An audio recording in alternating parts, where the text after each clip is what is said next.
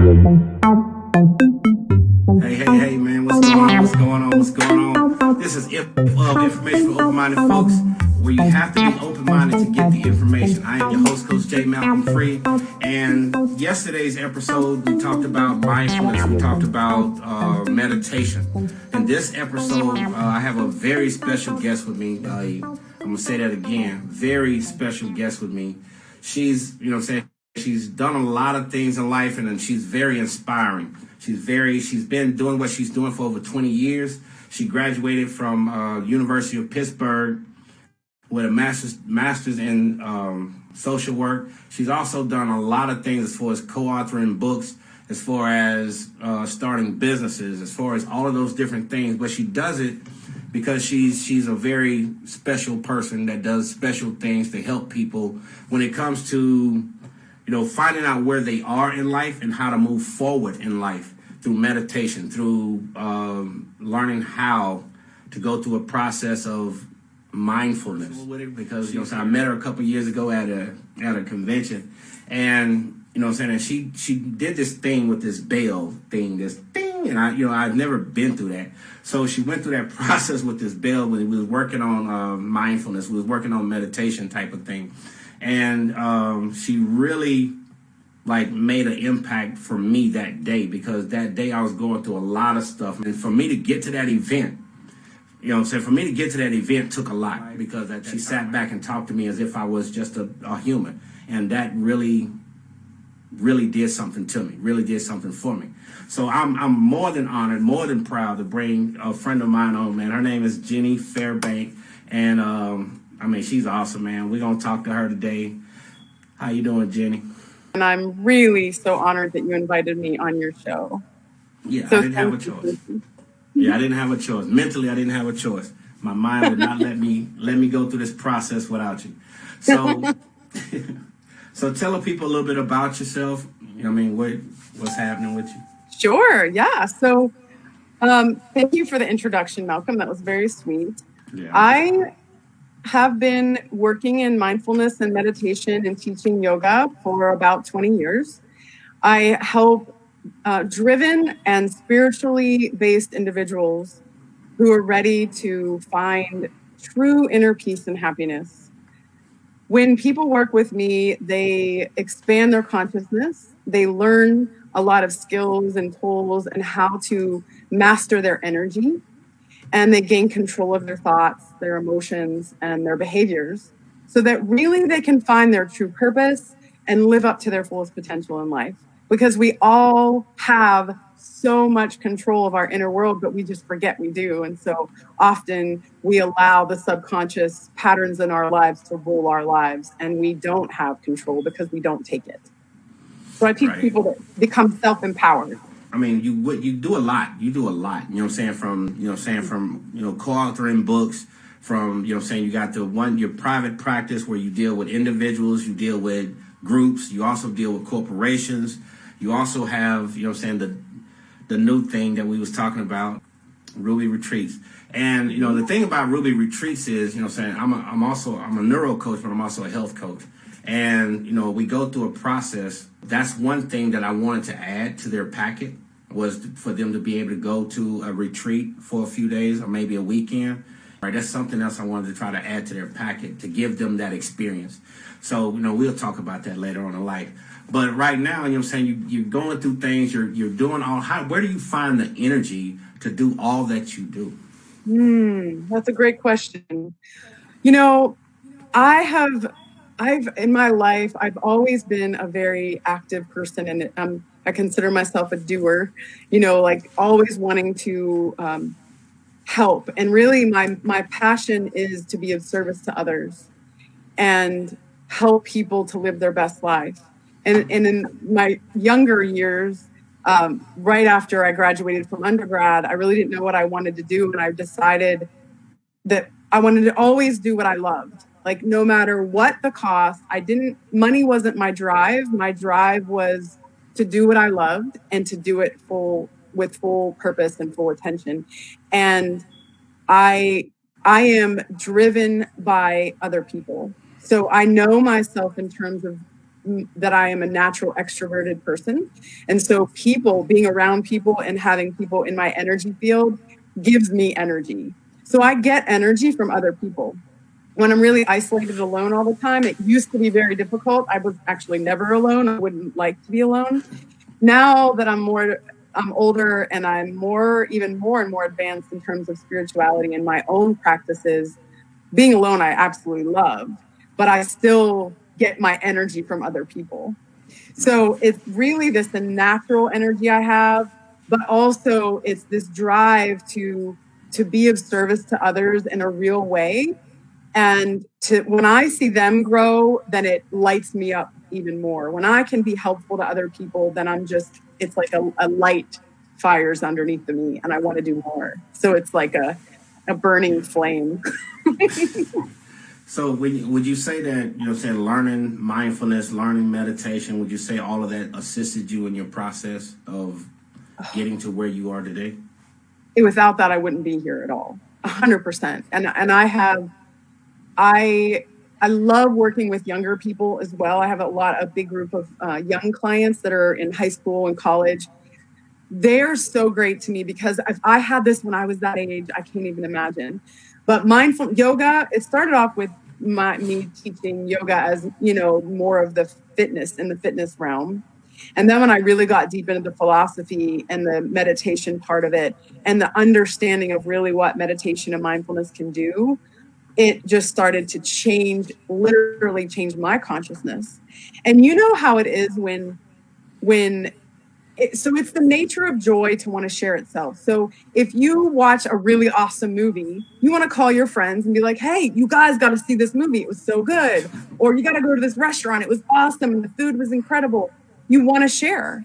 So for me, learning all that I've been learning and seeing the progress in my own life, I want to share it with everybody else. Like, you got to get this because it's gold. And if you have this, then you're going to be better. We're all going to be better collectively as a society. And that's the goal, right? Is to spread out this mindfulness, meditation, and really self-empowerment and self-love and owning your energy and taking responsibility for your actions and your thoughts and your emotions. So you're not blaming other people about your stuff. Right. So, for the people that's really, because it's in certain areas, meditation, mindfulness, a lot of stuff that we talk about, is new to a lot of people. Mm-hmm. So what exactly, in your definition, is meditation? Yes. So I'm so glad you asked that because there's a difference. There's a lot of ways to meditate. And meditation, the foundation of really what meditation is in a real sense, meditation is communing with God. And I'm going to use that word, and that's fine. You can not believe in the word God, because the word God has a lot of baggage on it. But the reality is there is a divine spirit that is ruling our life, that is a part of all that is, and we are a part of all that is. And so the point of meditation is to commune with that divine spirit that's within us and that is within and without all around. And so mindfulness is a step towards that. So I see mindfulness as a stepping stone to a deeper practice. Because what mindfulness is really being present in the moment, fully engaged with acceptance of what is. And accepting it is hard, right? Because a lot of people don't want to accept their situations, their circumstances, their life, and they revolt against it. And that causes a whole lot of suffering. So if we get the foundation of mindfulness, which is being really present, that then gives you the moment you're in actually the place of living, because most people are either in the past or in the future, right? They're always thinking what's next, what's coming up, and then or thinking about what just happened or what happened in the past.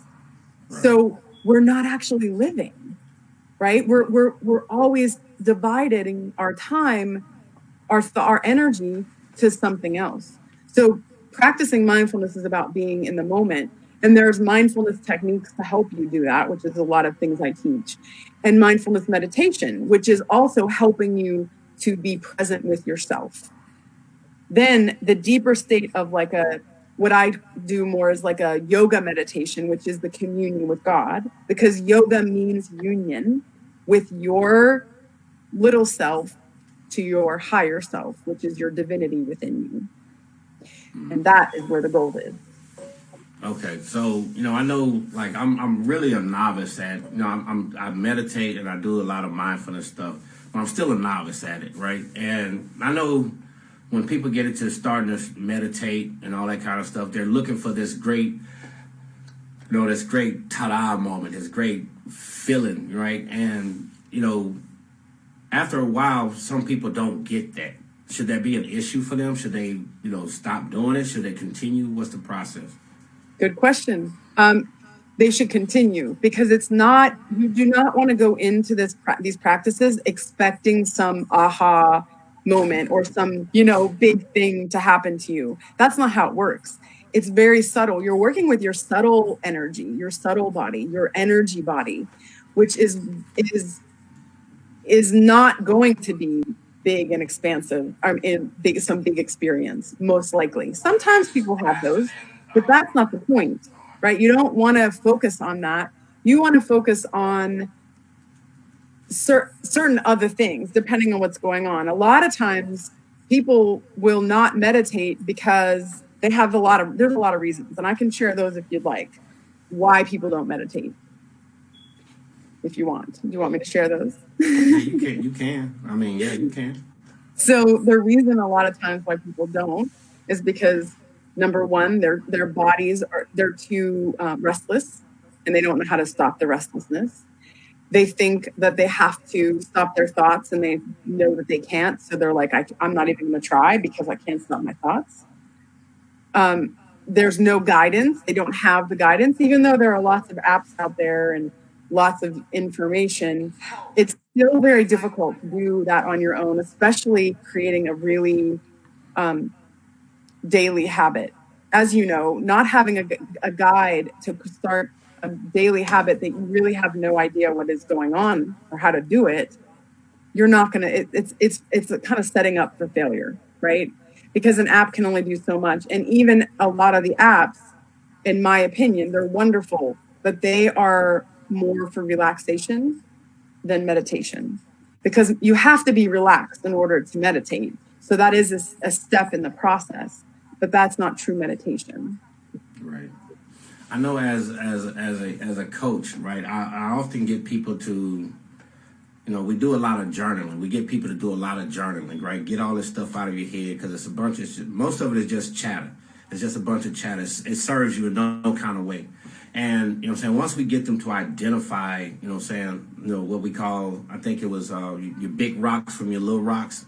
You see what I'm saying? So once you get you to identify that, now we try to get you to get into a state of meditation or being more mindful of where you are in life, right? Because, one of my favorite phrases is, if you don't know where you're at, then you can't get to where you want to go. You got to know where you're at first.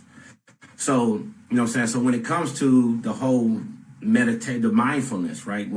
Specifically mindfulness, when you get into that, right, what are you looking for? Like, on the inside, what are you looking for internally, right? And what are you looking for externally?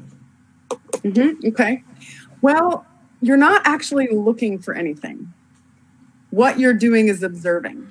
You're observing with acceptance and noticing what's happening, right? Because again, like you said, if you don't know where you are, you can't go anywhere. You don't know where you're going, right? Right, yeah. So if you stop and you pay attention, wow, my thoughts are really all over the place today. Wow, I'm really negative. If we don't stop, we don't know that, right? Because often we aren't paying attention to ourselves. We are so focused on the external world, right? Yeah. So mindfulness brings us in the present moment with acceptance of, oh, okay, I'm really negative today. Or, wow, I'm really sad and I didn't even realize it. Most people can't even name their emotions. They're not paying attention to themselves. So you have to name your emotion. You have to be aware of your thinking. You have to be present with your physical body. You have to be aware of what actions you're taking into the world and how you're showing up. And most people aren't. So mindfulness is really about understanding yourself. knowing who you are, knowing how you impact the people around you, and how you are showing up and presenting yourself. Yeah. So, the thing is, when you're looking for something, you're expecting something, right? Yeah. If you're looking for something, you're expecting something. So the point of mindfulness is not to look for anything. It's just to observe and, okay, take it in for what it is. And, what I'm saying, and that's one thing that I really wanted to get out, because a lot of people that I deal with, when we talk about mindfulness, they're always looking for something. And, so I wanted to make that clear, right? It's not about you looking, because if you're looking, once again, if you're looking for something, you're expecting something. So just go through life, go through these moments of yourself, especially internally, because a lot of people, they turn on themselves. And, and that's one of the worst things they can do, is turn on themselves. I'm not this, I'm not good enough, I'm not, I'm not this, I'm not the female in the magazine, I'm not the guy on the TV, et cetera, et cetera. They turn on themselves, and that produces a lot of negative energy, right? Especially, mindfulness, being mindful of that, helps them in that process of saying, okay, wait a minute, why am I on myself so bad? Why am I on me like that? And then, once they get to that point of recognizing, where they're at, right? What's the next step for them? Mm-hmm. Yes. So once they acknowledge where they are and who they are and what is going on inside of them, then the next step is to work with that and start to move that energy out. So say if you recognize that you have a lot of grief inside that you haven't dealt with, say you've lost a loved one, and this could be years and years ago, right? You've lost a loved one and you never dealt with it. There's a lot of people that don't deal with death well. And so they think, if I just ignore it, it'll go away. Well, that's not true, right? It stays inside of you. It bubbles up. So if you understand that you're still grieving something, or haven't grieved, but you're still sad about something, this is just an example, then you have to get the tools to move that energy out, to say, this isn't serving me anymore. I don't want to feel this way. I want to face what is going on for me, and I want to move that energy out. So it's about moving the energy, expanding your consciousness, and choosing something different, choosing a higher vibration, because we are always vibrating on a certain frequency. So knowing what's going on, acknowledging, accepting, okay, this is where I am, and then working towards moving that out, and then bringing in something higher, right? Like, I want to feel peace. I want to feel joy. I want to feel calm. I want to feel love. That's our choice. And those qualities are already within us. We are made of love and bliss and joy and peace. It's all in there, but there are layers of stuff on top of it, right? Regrets and fears and angers and all the things that block us from feeling our true nature. And so I help people to move out all those blocks and to really be in their true nature, and to lead with their true nature, and to lead with their divinity that's within them, and not their ego. Right. When you look at Maslow's hierarchy of needs, right? Mm-hmm. Where would meditation and mindfulness come into place? Where would it come into play at? Well, if you don't have all of your basic needs met, you're not going to be able to do anything else. Because if you don't, if you are starving and you don't have food, right, there's no way you're going to be able to sit and meditate and focus on that when your stomach is growling, or you don't have shelter, right? And you don't have, a safe place to be. It's not going to work. So you have to have all of your basic needs met. And honestly, meditation is not for absolutely everyone. Depending on, you have to have a basic foundation in terms of mental stability, right? People who have mental illnesses, it can be difficult sometimes to be in that space. It depends. Mindfulness is more, yes, I would say mindfulness is about for everyone, yes, but not meditation necessarily, depending on what's going on for them. It's for most people, but it's not necessarily for everyone. All right, Miss Crystal wants to know, what do you mean by vibrating on frequency? Yes, excellent question. So we know from a scientific perspective that every single thing is vibrating, is an energy. We're just energy patterns. You and me and all of us are energy patterns. We have, it's kind of like, I love to think about like a radio station, right? When we had, old time radios and knobs, you would have to like really tune in to find that frequency so there's no static. Right. And so when you get that tuned in, you're okay, I can hear clearly the song or whatever's going on in the radio. We are that same thing. We're vibrating on a certain frequency. So because we're energy patterns. So if, for example, you are holding on to a lot of anger towards someone, or you have something going on in your life and you feel a lot of anger, that anger is a vibration of frequency. Everything is. All emotion, all thoughts are vibrations. So energy, emotions such as anger, fear, grief, shame, those are heavy vibrations of energy. And so if you're holding on to, say, anger, that vibration is stored inside of you and it's pulling you down, literally. Like, when you feel one of those heavy emotions, you just want to lay down, right? You just want to you don't have energy to go for a run or to do things that cause a lot of energy, need a lot of energy.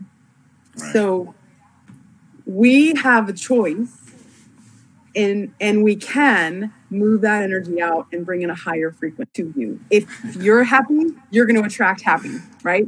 If you're miserable, you're going to attract miserable. Misery loves right? company. Right. It's so true. We're magnets. Yeah. When we talk about, and we talk about energy, and we talk about, and here's the thing, my people, I tell them energy is transferable. Because you could be in a space where you're okay, you're happy or whatever, and then you come across somebody who's having a real bad day, and they just and then the next thing you know, 10 minutes later, you're not having a good day. Right now, all of a sudden, everything looks negative. Your conversation turns negative. And just like negative energy just starts rolling in. So, you have to be mindful of that and say, I'm in a good spirit. Like, sometimes I could be in a real good spirit and I can get around certain individuals and they're just, they're miserable, they're angry or whatever the case is. And then it's like, all of a sudden I feel it. Like you said, it's like a weight. It's like, okay, now, now I'm walking like Frankenstein trying to get from point A to point B. So, so in your practices, right, in your practices, you deal with individuals, you deal with groups. I can imagine that group thing is kind of a tough cookie, right? Because everybody's an individual. So you have to, everybody has their own individual needs. So I think, is that is that kind of tough to deal with? Not necessarily. I mean, it depends on the situation. It depends on what I'm doing with the group, because, you're absolutely right in terms of, energy is shared. It's funny how we think we can hide. We're walking around and we think that no one can tell that we're angry or sad, but we might not be able to name what's going on for you, but we know something's not right, right? Someone walks into the room, you're like, ooh, something isn't good with this person. Something's not up. Something's wrong. Right. But what's important, though, is that we don't allow other people to project their energy onto us, and we don't take it in. If I did that, I would not be able to function, because I'm always working with people and always helping them. And often they're not in the greatest of spaces. And sometimes they are. It's not that, I work only with people who are struggling. Actually, not necessarily. It's about uplifting them even more. So they don't have to be really struggling for me to be working with them. In fact, it's good when they're not struggling because I don't have to, we already got through that stuff, and now it's just elevating them to a higher energy and owning and empowering themselves, owning their energy. So when you walk into a room and you feel, somebody negative or not in a good place, you can be around them, but not take it on, right? So you have to learn how to, because we can't always be in our own little bubble and not be around people who are negative. I mean, it's better if we're not, but we can't always make that happen. So if we have to be around people that are negative or have that low energy, we have to create a protective bubble around ourselves, metaphorically, right? Of saying, no one's going to come into my energy field and my aura. I am the master of my own energy, and I am choosing to feel peace, calm, joy, whatever, no matter what is happening. And it does take more energy and effort when you're around people who are, the opposite of that. And that's why our surroundings, the people who we surround ourselves with, is very important, because our environment is stronger than our willpower a lot of times. Right. So my thing is, a lot of people that I've talked with, when we start talking about, saying meditation, we start talking about mindfulness, they always want to make it like a battle against a spiritual belief or religion, or, like, well, I pray every day, so why would, like, you go through that too? Yes, good question. So mindfulness, meditation is not a dogma. It is not a religion. And you can bring that into any belief system you have. I have clients who are atheists. I have clients who are all different kinds of religions. It's not about religion, because praying, and the difference between praying and meditation is this. Praying is talking with God or your higher power or whatever you believe in. Meditation is communing with that power, is listening. It's listening and observing and receiving from that energy. Because if you're just always asking for and help and wanting something from that energy, and you're not quiet and listening, you're not going to get what you want. Right. It's one thing I tell, like, when we go through our process, so we'll tell them, like, hey, just go there and just be in that moment, be in that space. Don't ask for nothing, don't look for nothing. Just be in that space. Just spend time with, just spend time with that energy. Spend time with your deity. Just without asking for something, or without, Lord, help me with my problems and help me with this and that. Just be in that moment and feel that energy and just enjoy that moment of peace. And, because, at that moment, there's nothing that should mentally bother you. There's nothing that should physically bother you. You should just let it, roll off you a little bit. While, for that 10, 15, 20 minutes, and people think that when you meditate, you got to meditate for, 30 minutes, an hour or something like that. But, from my studies, you can meditate 10, 15 minutes and get get some real energy out of that. So, and we're gonna jump off that a little bit, but of meditating or whatever. A lot of people have a fear and a phobia about it because they feel like it's against their religion. They feel like it's some Chinese or somewhere else type of thing going on. So I just wanted to clear that up, man, and bring that about. When you start talking about Ruby retreats, right? What exactly are they? If they wanted to go there, what are they looking for? What's the experience? Yes. Well, Ruby Retreats is in Wimberley, Texas. It's about 100 acres of land. It's hill country. We have houses that you can come and stay and rent a house if you wanted. Or when we have retreats that are more in a group, which I haven't had since COVID started, so we haven't had any in a while. But we have camping and we have different things like that. But what I do is usually set up. It's usually a weekend, and we do yoga class, different mindfulness practices. There's always space for free time and exploring. We have hiking trails.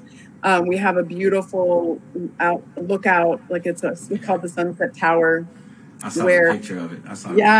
You can see the hill country view. It's gorgeous.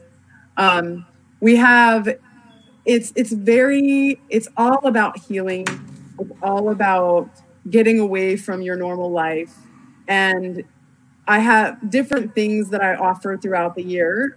Hopefully we'll be able to have some stuff in the summer. I'm thinking in the summer, realistically, but I also do private custom retreats where we can do a private yoga class, meditation class, mindfulness class, more on those lines. I have a local that I hire if you wanted like a massage treatment, stuff like that. So it's very custom in that regard.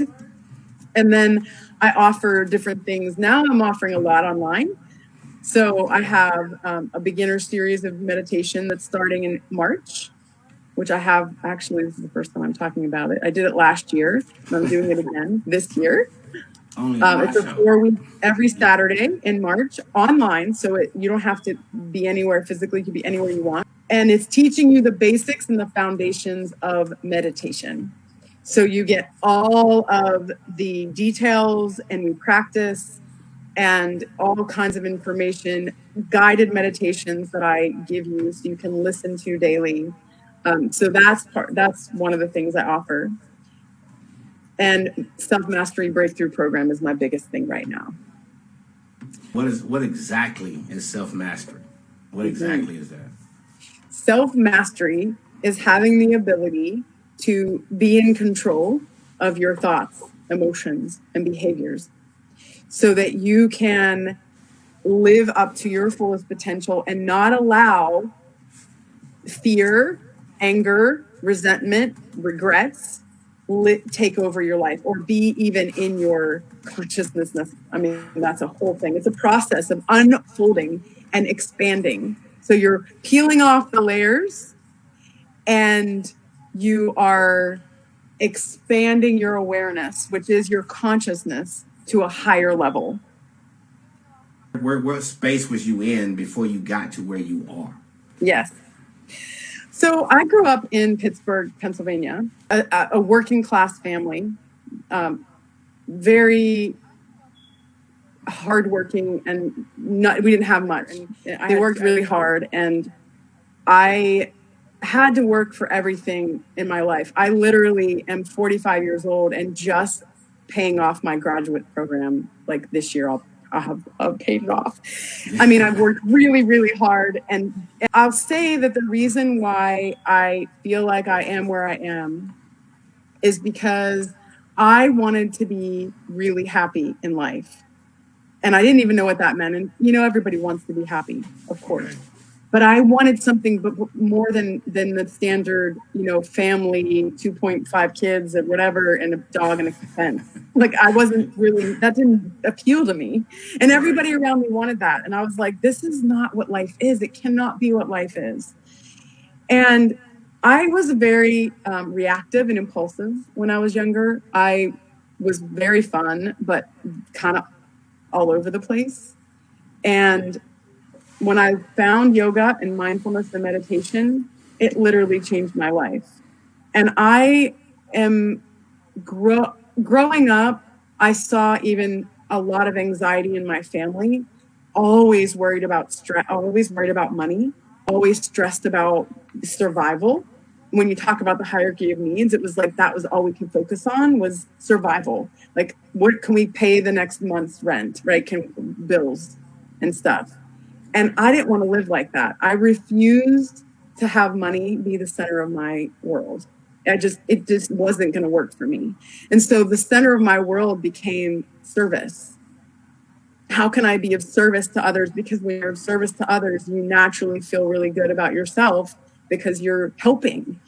And that's really one of the things I think that we're really here for as humans, is to be of service and to share love. I think those are the two most important things in our life that if we do those two things, we're going to be happy. Right. So, what I'm saying, in order to go through this process, right, what brought you to meditation? What brought you to yoga? What brought you to mindfulness. Mm-hmm. So what brought me to yoga was, it's kind of funny. I mean, I was a personal trainer right after college because I wanted to do what I loved, and I loved working out. So I thought, well, I'll become a personal trainer. So I worked hard at doing that. And as I was a trainer in the gyms, I would take yoga class, and I started to enjoy practicing yoga. And one of my teachers kept telling me that I needed to go and get certified, and I didn't want to. And I was like, no, I don't want to teach group stuff. I like one-on-one things. And she's like, you need to do it. You need to do it. And so I stopped resisting, because this was God trying to push me in the direction that I was supposed to go in. And I finally listened, and I was like, okay. So I went to go into yoga teacher training. And then I was teaching yoga at the gym and having clients as individual training clients. And then my clients kept telling me that I was their therapist. They're like, you're more than a trainer, Jen. We pay you because you are helping me with my mind, my emotions. And I could feel how people were suffering. I could see and know how much they were suffering in their emotions and in their mental state. That it wasn't about they were never happy with their body, no matter how good they might have looked. And they were so emotionally and mentally stuck. And so I took their advice finally. Like, it was a couple of clients that were just all about it for me. And this is, again, was God nudging them to nudge me. You got to go and do more. This isn't where you end. Because I was that person that was like, this is good. I feel good about this. I can do this for another 10 years. I'm not, I was just kind of flowing with it. And then I said, no, all right, I'm going to go. So I went to grad school as I was also training. And then I finished that. And during graduate school, I knew that I wasn't just going to be a therapist. That wasn't going to work for me. Like, a talk therapist wasn't going to be enough, because I'm more of a physical. I wanted to combine the physical, emotional, all of it. And so I thought, I'll be a yoga therapist. I'll figure that out. So I combined my yoga and the therapy that I learned, plus and then in the mail. So this is a great, crazy story. I was almost finished with graduate school. I'm a yoga teacher, I'm a personal trainer, and I'm finishing graduate school. And I get this thing in the mail that's talking about yoga therapy, which I don't know how they found me, but yoga therapy, which was there was a conference coming in LA, and this was like probably, 2007. And I was like, oh my God, I need to go. This is exactly what I want to do, is some kind of yoga therapy combining all this. So I went to this huge symposium in LA, and they had all these different like tables and booths of different yoga therapy schools. And I was like, wow, this is my next journey. I'm going to go to yoga therapy school and figure this out, because I want to combine it all. And then I went to this one little event that is called Phoenix Rising Yoga Therapy. And they put on this little presentation, and I was sold, because it was about combining all of it, right? Meditation and all the things. So I went through all of their training, and that was the start of my journey. A lot of times you just got to get started. And when you get started, then everything will move in that direction. Everything figure out. That's how I got into neuro coaching. That's how I got into health coaching. Just trying to figure out how to help myself. Like, I had no intentions on being a health coach. I didn't even know what a health coach was at that time. But once I finished my neuro coaching, then it was like, here's this thing that kept popping up on my Facebook page about health coaching. And I'm like, I kept blowing it off. And then all of a sudden I looked into it. Then I started looking into it, and I'm like, okay. But this was the next step for me, because when I retired from the military, they labeled me with PTSD, anxiety, depression. And then I also had some physical issues. I had, high blood pressure at that time. I was overweight. So, So it was like, okay, well, how do I fix this part of me? And here was the answer right here, this health coach. But I never paid it no attention. So when I did get into it, and it was like, hello, so that's why I said, as you go through this journey, things will show up for you, but you just got to get started. You got to, you got to say, you know what, let's go, and just go with it. and then things will happen for you. And that's one thing about being mindful of, what do you really want in life? Being mindful of what you want. And a lot of people say the only way to really know what you want is to know what you don't want. You got to know what you don't want first, right? And so you know exactly what you want. And, it's a process, and, but being mindful, I'm getting back to the mindfulness, right, is key in that element. There's a lot of people out here watching this that watch the replay and just understand, man, that you just got to get silent for a minute. Sit silent for a minute and listen, right? Don't give a lot of energy into a lot, but just listen, right? And if you got to write stuff down, write it down, right? So you can really, because, I learned this in one of the classes I took, that you got to get this stuff out of here, put it on paper so you can really look at it objectively, right? Because, because as long as it's up here, it's in your, it's floating around your emotions. It's floating around your primitive instincts, right? But once you get it out of here, now you can really look at it. And that's a part of the mindfulness type of thing, right? It's getting it out of there so you can really look at it. The last little thing we'll do, and then we're gone, right, is if they're thinking about mindfulness, if they're thinking about meditation, can you give them a few things that they can do, to start their process?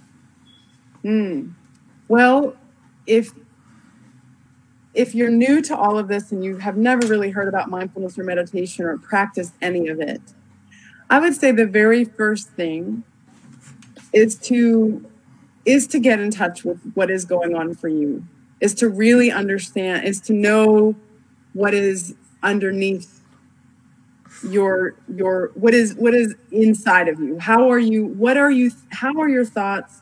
How are your emotions? How are you showing up? What do you want to change in your life? What do you want to enhance in your life? What do you want more of? What do you want less of? So you need to have that foundation first. And mindfulness, there are so many techniques out there. I mean, so many ways. And I always start clients with a 5-minute meditation. So small, simple, and so small. Or a mindfulness meditation, which is a little bit longer, but it's really giving you the time to sit, to see, okay, how are my thoughts? What am I thinking? What am I feeling? How is my body feeling? So you bring awareness to you. So you have to first know what's going on for you in order for you to do anything about it. So you have to start there. Right. Young lady, Keisha, which I know her personally, and she says, I need clarity on what I'm supposed to be doing. I try this and that, but I feel like I'm just floating, or maybe I'm doing too many things so I can focus on one thing. I don't know. I think the first thing to do to start is to stop. Stop all these things. You have to slow down, you have to pay attention, and you have to give yourself some time and space. And I like what you said before, Malcolm, because writing things down really helps, right? It's like journal, free write. Don't think about it. Just write out whatever comes to you. And you'll recognize, like, you'll realize, wow, I'm just writing all these angry things, or I'm just writing, things about how good my life is, or whatever it is. Give yourself some time to be with yourself. Get out away from all the distractions, because if you're in chaos or you're around people all the time, you have to stop. You have to stop and be present and understand what's going on for you, because you're not going to get it if you don't. You're just going to be pulled in all the directions, and you're just doing things to do things, and you're actually not getting anywhere. So you're kind of going in circles. You got me going in circles. But right. Stop. So anyway, pay attention. Right. Keisha turns around. She says, like, she meditates, but maybe she's just not there yet to get the answer. I think I'm just going to throw this out there, and then I'm going to let you jump on it. I think the problem is you can't find an answer because you're looking for an answer. Stop looking for an answer, right? The answer will come to you because you've already asked the question.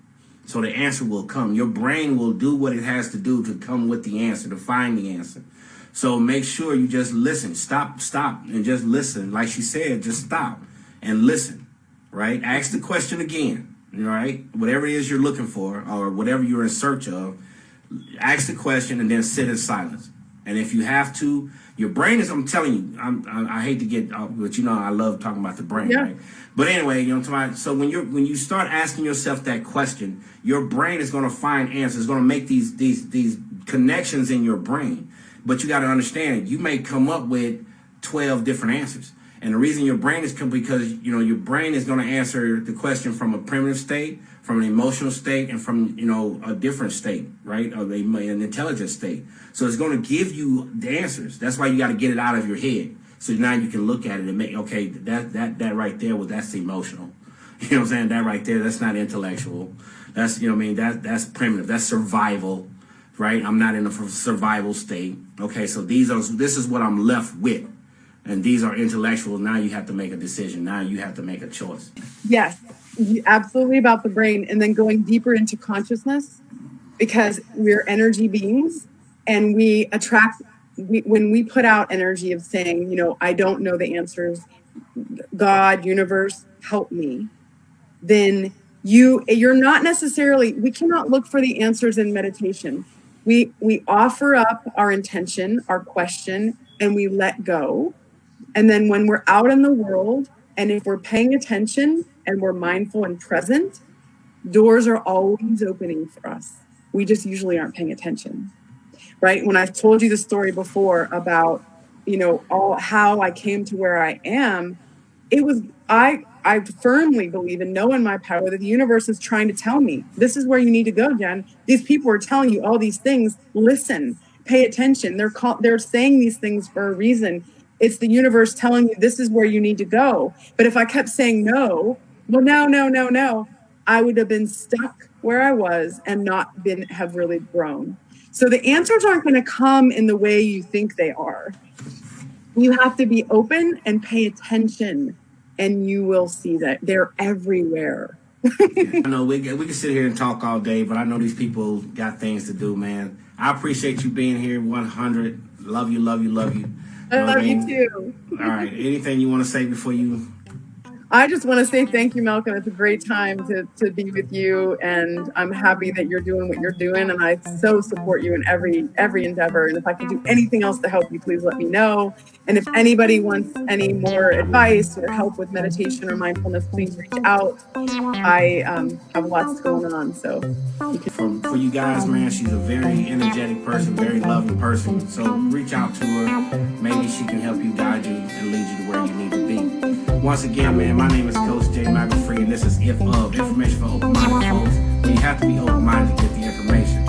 As always, right, what you focus on becomes your reality. And if you focus on your problems will remain your reality. But if you focus on the solution to the problems, then the solutions will become your reality. Once again, Coach Free. Bye, y'all. Namaste.